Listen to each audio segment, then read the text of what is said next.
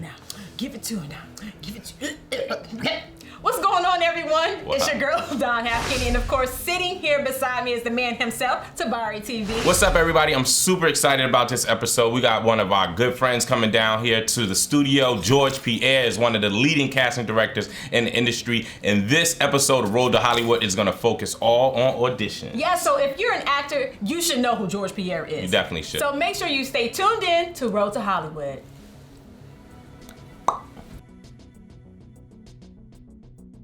What's going on, everyone? We're back. Thank you for tuning in to Road to Hollywood.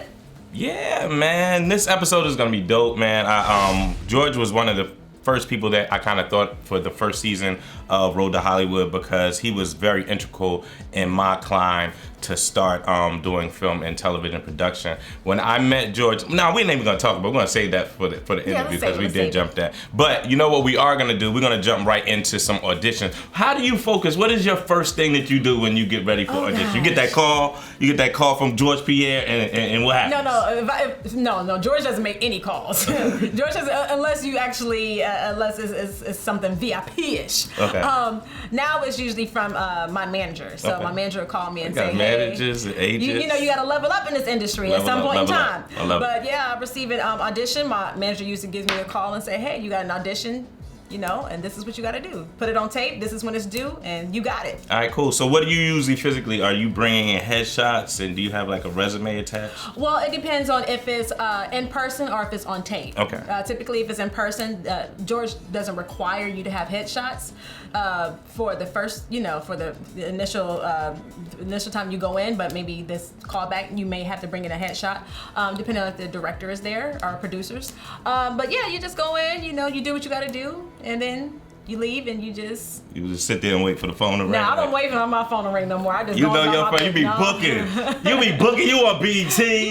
You a bounce. I mean, humble. No, but to be honest with you, I get that a lot. I receive so many auditions in a week. Like literally, I'm nonstop. How many auditions are you getting like a week? Like literally, last week I got 5 auditions, maybe 6 auditions, was like 2 auditions a day. Okay. And so it's just like nonstop. That's the story of my life. That's what I love the audition process. I love that's my opportunity to get into like a new whole batch of talent source. Yeah. You know what I'm saying? Yeah. So a lot of times, like if I get into an opportunity where I'm able to audition a new batch of people, I usually I'm thinking about multiple projects. Mm-hmm. So if I see somebody, so that's like one thing. If you come in and you don't get a call back on an audition for this audition, you always, if you do a good audition, if you nail it, or it might not be the role for you. It might be the person is a shade or shorter, or they're looking for a certain type of person, and it may not be for you. But I've casted other roles in other auditions. Yeah. All I have to do is like that person will be perfect for that one. Yeah. So one of the things that I would say when you first step into an audition room is have confidence. Be a confident person. Come in. I don't know. I'm not a person. I don't want you necessarily coming in shaking my hand or fist bumping me or whatever. Give me your resume. Give me your headshot and get on your mark and get ready. I mean, how do you come into the room? I have confidence. I do. I have confidence. That's just something that my mother installed in me at a very young age, whether it's acting or whether it's just in my life. So I hope that everyone has confidence, which people don't, but it's okay. So with me, like you said, walk in a room with confidence, make sure you know your lines or know somewhat of what the story is about. I love that. Know your lines. People are concerned about everything else and then come in and don't get their lines right, Have some type of charisma and personality. Yeah.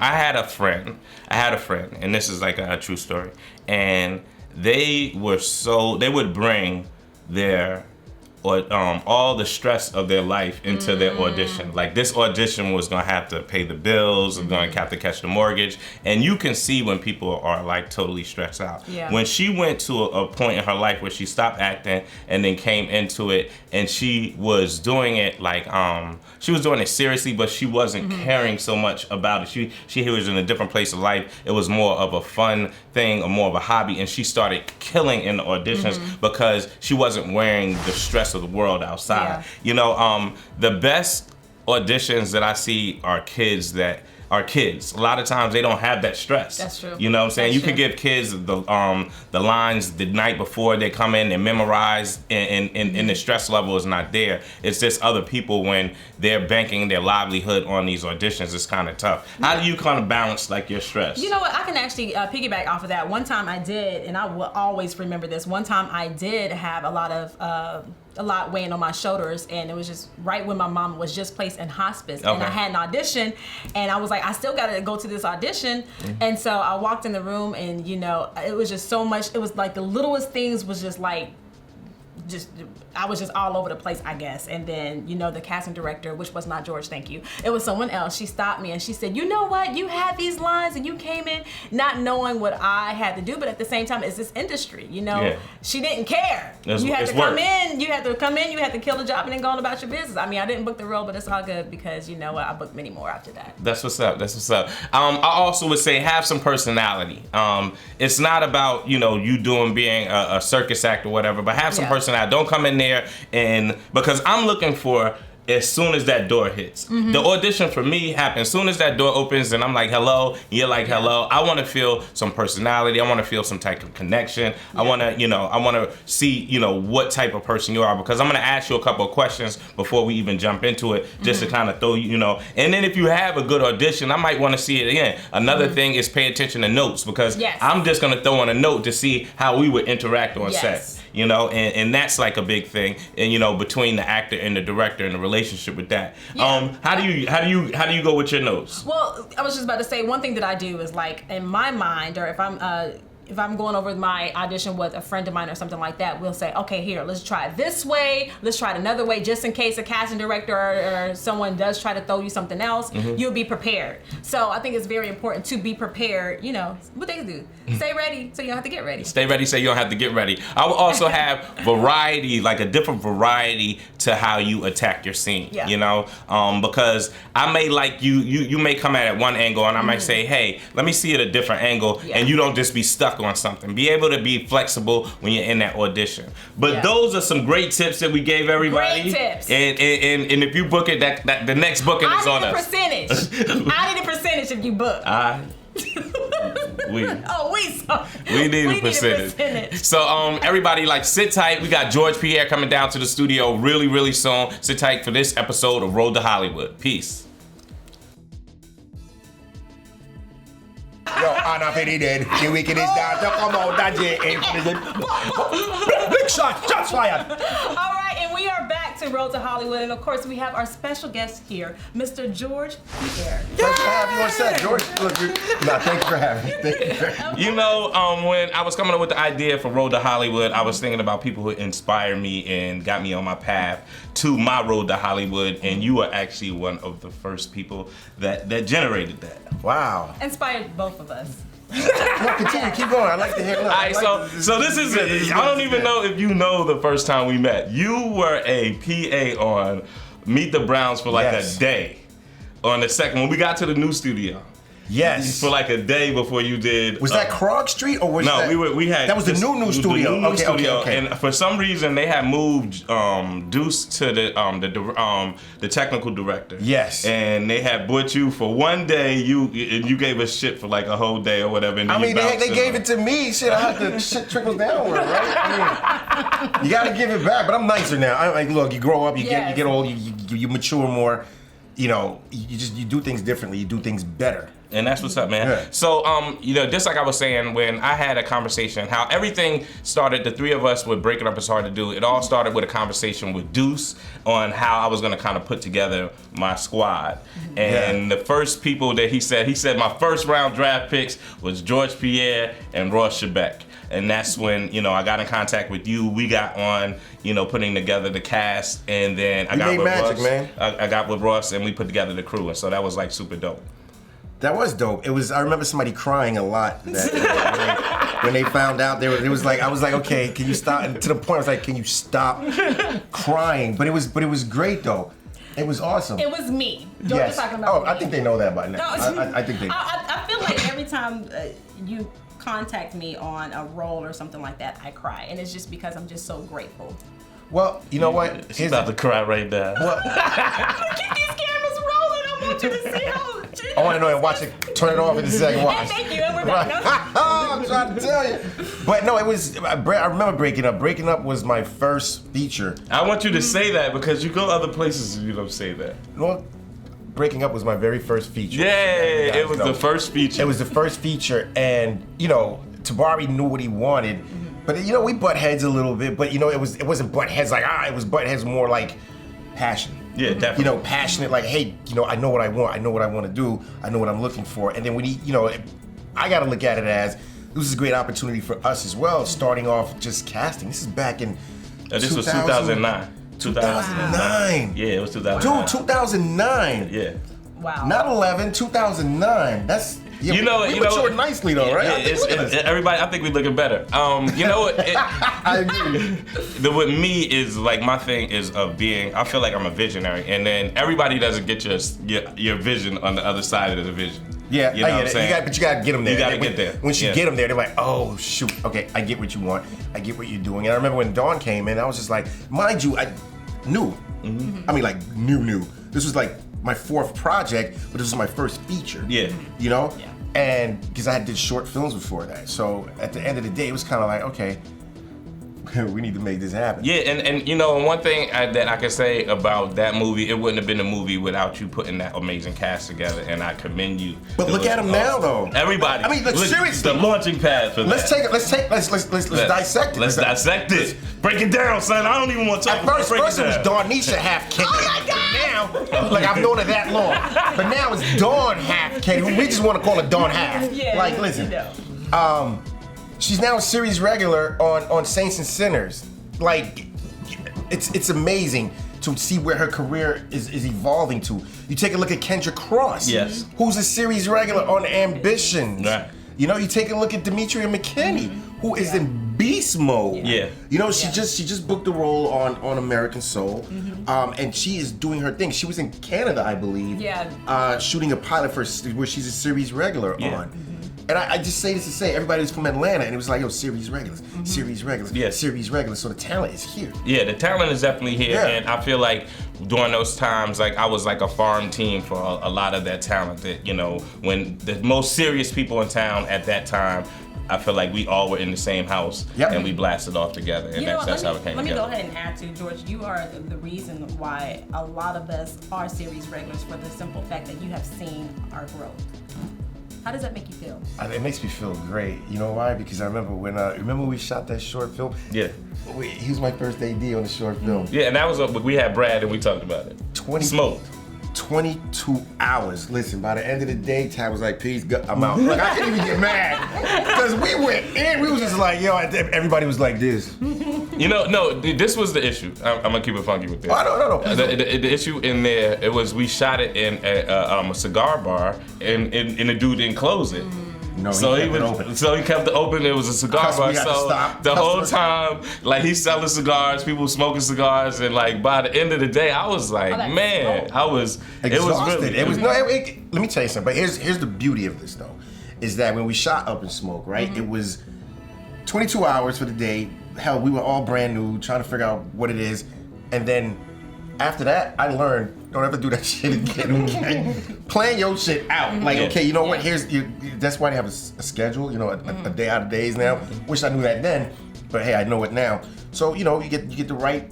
You schedule instead of trying to, because everybody's exhausted. You don't want your actors exhausted because it takes away from the performance and it doesn't help the show. So you live, you learn. Yeah, that's what's up. So like, when did you know that you wanted to be a casting director? What was that like initial idea of this is what I want to do and this is the direction I'm going? When I realized I didn't want to be a PA anymore. Yo, dude. Yeah, I think I hurt some people feeling because I was like, I don't want to be an AD. And it like changed my whole thing. I'm okay with that, man. Listen, no, it's not for me. It's not for me. I don't, people talk to you a certain way, and especially when you're a PA. Listen, man, I'll take the walkie off and I'll fight you. Like, listen, we're not Brooklyn in the house. Without a doubt. But my thing is that I started extras casting first. And then with extras casting, it's difficult to get the actor. So talk about extras casting real quick. Give everybody what basically that is. It's creating an atmosphere for the film. So like how if we're doing a segue right here, we need camera guys in the back. We need producers. We need just to create the atmosphere. So there are times where we would try to get people to come to set and they would say yes. Then we get an email where they say no the day of. And it's nerve-wracking. It is nerve-wracking. And you're trying to get the people there. I remember one day for a show, we had to get like 500 people in one day. I said, Father God. I think I was on that show. Yes. We Could Do Bad All By Myself. And everybody was calling. At the end of the day. Yes. And he said he wanted that finale scene. We were like, Lord, but guess what? We pulled it. Everybody came together. But that's what we were saying about Mr. Perry, just walking up there. Like, he'd make us do some things that unconventional. that we think we couldn't do. And you know what I'm saying? And the next day we're looking at it like, yo, I need 500 people. Everybody calling their aunties, their mothers, their cousins. Neighbor, and it was like the dopest thing in the world. And I was like, yeah, that was dope. And I think coming from that camp is what we learned is with the atmosphere working there is like, yo, you could, like you said, can't nothing stop you. Yeah, can't nothing stop you. Can't nothing stop you. Like if you put in the work, you deal with it, you make it happen, you believe in yourself, it's a done deal. So you come out of extras casting and you start casting. Like how do you start making that transition? Here's the funny thing, like a lot of casting directors start with, they become they're the casting assistants, they're casting associates. I just was like, I'm a casting director, like the hell. Yeah, you just opened up an office. I was like, look, you had an office on Auburn. I had an office on Auburn, yeah. Which I was behind on my rent. They were cool. It was like, George, all right, look, listen. You were in there with Diane and Angie. I was supposed to pay rent. They was looking at me. I was looking at them like, listen, I ain't got it. Look. But they held it down like, listen, look, it worked out. But the way segueing into that was, it wasn't easy. I was just kind of like, hey, I shot a few short films. Mm-hmm. So I think doing that helped me show that I have an eye for talent, and then so I would just kind of tell people like, hey, we did this, we did that. So then we did the Doorpost, the 48-hour film festival thing. And so I just did things for free.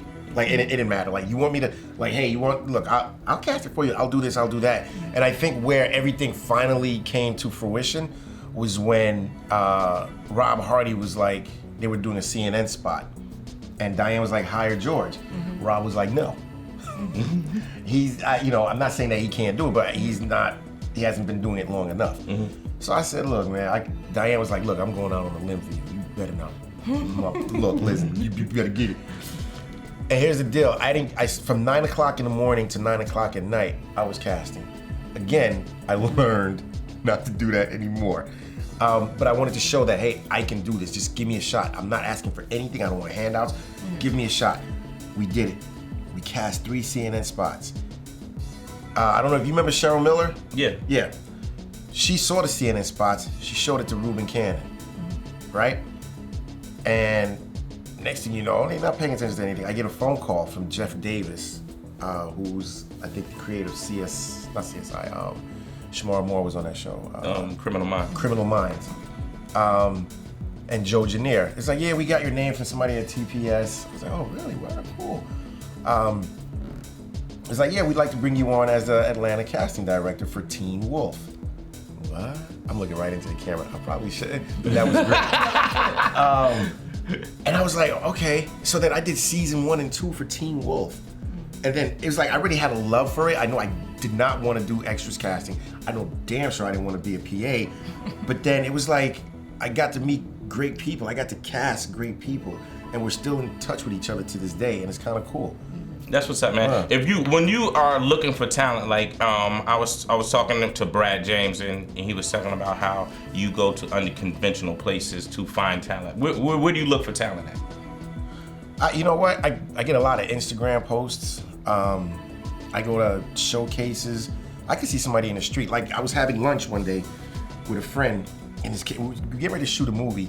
And this kid was just like, he was getting it. Like, I can't even, you know how they do that? The floss. Is that what it is? Yeah, that's the floss. Man, I almost broke my back trying that. So I saw the kid, and I just saw something in him. Mm-hmm. You know, when you see somebody, you feel like they got it. I saw a kid the other day, I tried to, talk to his parents. They're looking at me like, yeah. You're like a pedophile. Right, like I said, look, here's my name and info. By all means, please Google me. I love saying that. George is Googleable. Googleable. But the kid was so tight. He had so much energy. Like you gotta look. Sometimes he might need to be trained, but you just gotta be able to see a person, an individual, and be like, not just get them from the agency, but be able to see an individual. And be like, hey, you know what? There's something. Like my son the other day. Mm-hmm. playing around with him, and I said, all right, look, I want you to act like that. And he just started, he went in. And I was like, oh. You know what? And I think that's like for a lot of our fathers and parents in the industry. You don't realize our kids grew up on sets. You know what I'm saying? Like you know, like literally, you know, on set. Like Amani was on set of Proper Cause, like the whole set. So it's like, you know, how old is she now? She's 8 years old. You know, so it's like it's like amazing. All right, so what is the difference between your like casting for a television show or a movie? Is there any difference that you're looking for? No, I'm looking for the best actor. Okay. You know, in hindsight, I want all the actors to come in prepared. You know, like we're fighting for you. You know, the difference is film, theatrical might just be a month or so, and TV is episodic, so there's more longevity in there. But to me, talent, organic talent is organic talent. It's like us having a conversation. We're not going over the top. We're not when we find something funny, we laugh. We remember something, but we're not going over the top with it. You know, and when you see that in an actor, they can do it on both television and film. That's what's up, man. Yeah. All right. What tips would you give, you know, an up and coming actor or somebody that's kind of stepping in the game and you know, is looking to start auditioning? I honestly, I think they should take acting classes. That it is very, very important because everybody seems to think this acting thing is easy. Let me tell you something. It is not easy. I audition myself intentionally sometimes just to put myself in their shoes. I suck. I'm trying to remember the lines. You be reading lines, man? Man, I would read with the actors to get the performance when they're auditioning for me. I love doing that. But reversing, trying to be them, shit, listen. Well, you do a good job, I can say that. And you're just reading with us. Yes. But to like be off book and try to be like, no, it takes a lot. First of all, you're standing in front of a group of people who are telling you, well, okay, yeah, I want to see it this way. And you have to be able to convey that to them. You direct it. You know what I'm talking about. Definitely. You know what I mean? So at the end of the day, I put myself in their shoes just to see what it is. It is not an easy thing. So if you're coming into this and you want to act, that is a beautiful thing. But you have to really want to act. Don't just wake up and say, oh, you know, I think I'll be an actor today. No, it's from here. It has to come from here. And if it's not from here, don't bother. All right? If you're not gonna go to your classes every Wednesday, you're investing in yourself. I have to invest myself by constantly watching different shows to see what's out there. I have to invest in my lights, the camera that I utilize, the microphone that I utilize, because I realized a while ago I was using bullcrap equipment. You know, and then I see what LA is sending and New York is sending, and I'm like, wait a minute, I need to step my game up. All right. So for an upcoming actor, start taking acting classes. You know, don't. It's okay to get a one-liner or get a one word. Hey, how you doing? I've had an actress tell me like, yeah, I don't do one-liners. Look at the resume. Well, shit, you don't do shit. Period. Like, what are we doing here? And the crazy part is, I'll tell you this story. It's a great story, but it's also a sad story, where we're doing this movie called The Quest, and the director wanted an actual actress to be in the scene with one of the actors, with one of the lead actors. So I reached out to a couple of people, and one young lady said, nah, I don't, you know, I'm unavailable. So I text her. She said that through her agent, so I text her because I had her info. And I said, hey, are you really unavailable? She's like, yeah, I don't do bikini shots for that rate or whatever. I'm like, wow. Then I explained to her other individuals who was in the first movie and what they did and how they just elevated from that. You know? Thank you was the text back. Okay. Hey man, I did what I was supposed to do. The other young lady came in character, killed it, sent it to the producers. It was like, let's book her. See, and that's the person I'm looking for. Hear me. So here's the crazy part, is that, mind you, it wasn't speaking. There was no lines involved. We created our own lines, and she was hilarious with it. Fast forward. It was only supposed to work one day. Not only did they keep it for 3 days, right? They extended it and gave her more lines. And gave her lines. Yeah. And they're not cutting that. And to me, like, she did not go in with the expectation, hey, I'm going to get lines, but I am going to have fun with this. When it starts becoming so like you can't have fun with it, So to that person who really, really, really genuinely wants to be an actor, start investing in yourself. Start taking those acting classes. Get that headshot. You have to invest in yourself. That's what's up, man. Yeah. What is next on the horizons for George Pierre? Pierre. Sac passé. Na boule mon cher, comment tu vas, guys? You know what? I love casting. I just the other day, and I also love writing. I want to get back into my writing. I definitely want to write some more. I have ideas in my head all the time, and I want to get back to writing and start producing more stuff. That's what's up, man. Yo, I really appreciate you coming down and then spending some time with me and Dawn. We appreciate you coming down. I don't even want to go. Can I be like No, you actually can have a slot on here and come through and talk Look, about I will come back. things. This is pretty dope. I really, really like this. I wore a white sweater too. We popping, man. We popping. But you know what? One thing that I want to say to all of us, we got to get back to that original stuff that we was on. We was all rocking every weekend and doing. Even if we ain't doing it every weekend, I feel like it was so beneficial for us to always be sharpening the iron. And that was like an amazing time in town. A lot of the people that are coming up, man, between like 2008 and 2012, we were just rocking. Every weekend there was something that's going on. I agree. And I feel like what happens is when you become an exec, you kind of tip your way out of the game instead of being right here. And this is one of the things that is going to keep us all grounded right here. Look, when I walked in, I was like, nah. I was like, yeah. But you know what? It took me back. Yeah. And I want to keep doing that. Like I was talking to somebody. I want to shoot a short a month. Yeah. Just everybody just stay relevant. Yeah, we're doing other things, but you know how much talent there is out there? Yeah, definitely. Like, look, you love to direct. I like to write. You like to act. Let's bring it all together. Let's bring it all together. You know what I mean? Because we've done it before. We've done it before. We've done it before a few times. Yeah. So at the end of the day, whoever's listening, whoever's gonna watch, only you can stop you from becoming who you want to be. No one else can. I said to my wife the other day, she said, something about, I said to her, let your best be better. Because I'm telling You trying to kick knowledge? I'm trying to listen. I'm watching Wu-Tang too.